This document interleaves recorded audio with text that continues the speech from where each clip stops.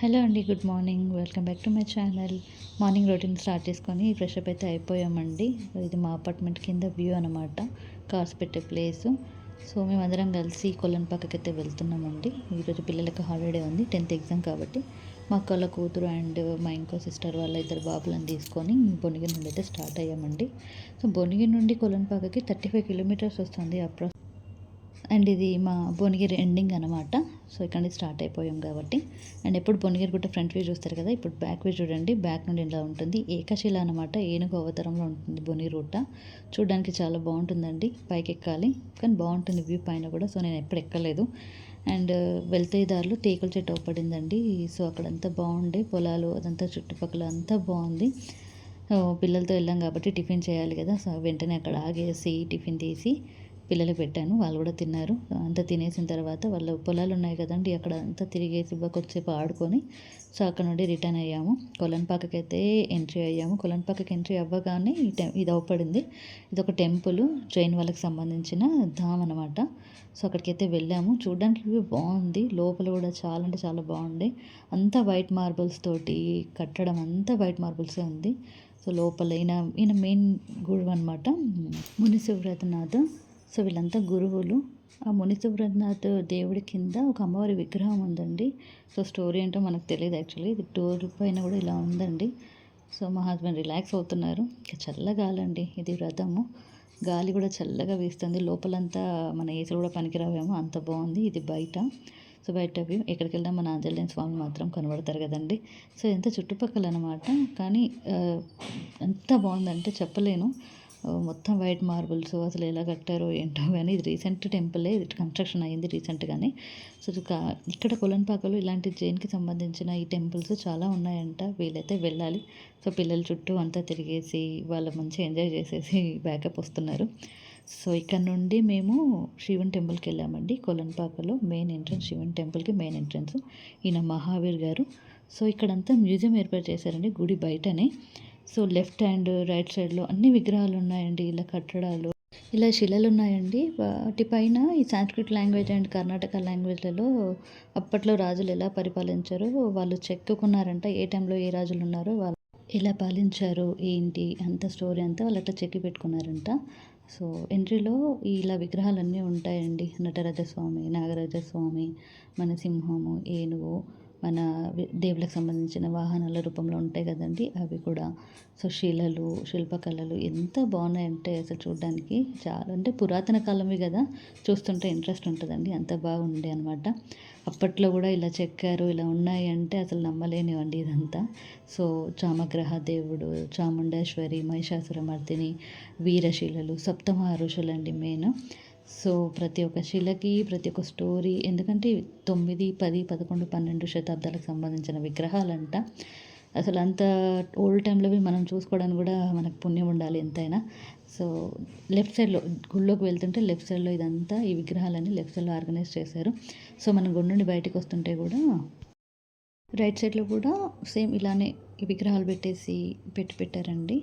So వెళ్ళే దారిలో కూడా ఎవరికి ఏం బోర్ కొట్టకుండా ప్రతి ఒక్క శిలను చూసుకుంటూ చిన్నపిల్లల నుండి పెద్దవాళ్ళ దాకా ప్రతి వ్యూని ఎంజాయ్ చేసుకుంటూ వెళ్తారు. ఇది రథం అండి. సో ఇక్కడ నుండి లోపలికి వెళ్ళిన తర్వాత వీరబ్రహ్మేంద్ర స్వామి అనమాట, ఆయన దర్శనమిస్తారు ఫస్ట్ మనకి.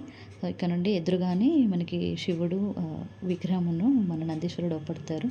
సో ఇక్కడ నుండి మెయిన్ లోపల ద్వారం అనమాట. 6 ద్వారాల తర్వాత శివుడు అవపడతాడు మనకి.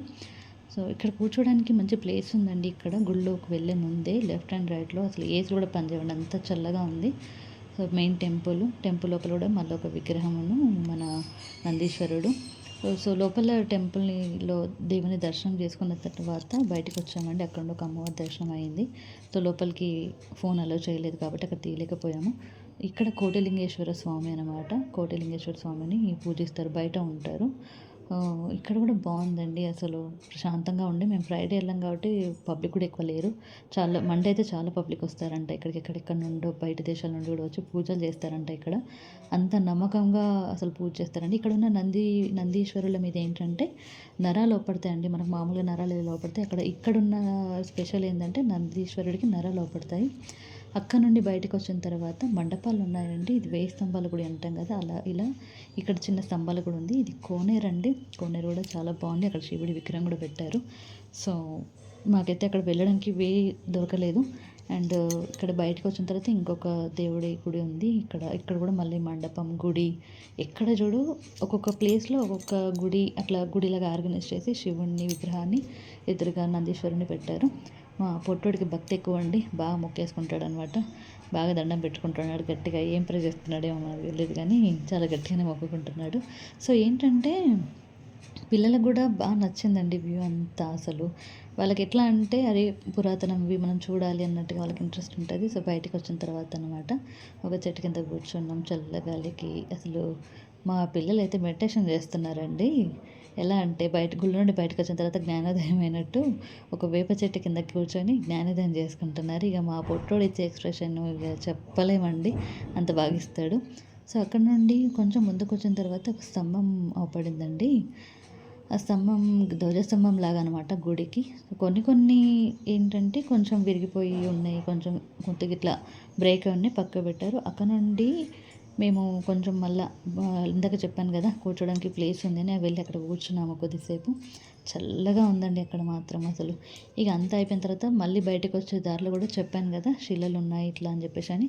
సో ఇక్కడ నుండి కూడా మనకి అన్నీ అవపడతాయండి. ప్రతి ఒక్క శిల, ప్రతి ఒక్క దేవుడు, ఈ దేవుడు లేరు అని శివపార్వతులు విత్ నందీశ్వర స్వామితోటి ఇలా అంత బాగుంది. అక్కడ ఒక పెద్ద లింగము, ఇదంతా దారి అండి. ఇట్లా అంత బాగుంది. పిల్లలు ఏంటంటే ఏంటా అని చెప్పి చదవడానికి ట్రై చేశారు. బట్ అక్కడ అంతా తెలుగులో ఉంది, కొంచెం ఇంగ్లీష్లో కూడా ఉంది కానీ సో పేర్లు వాళ్ళకి పలకడానికి రాలేదు. సో నేను చెప్తుంటే వాళ్ళు వింటున్నారు.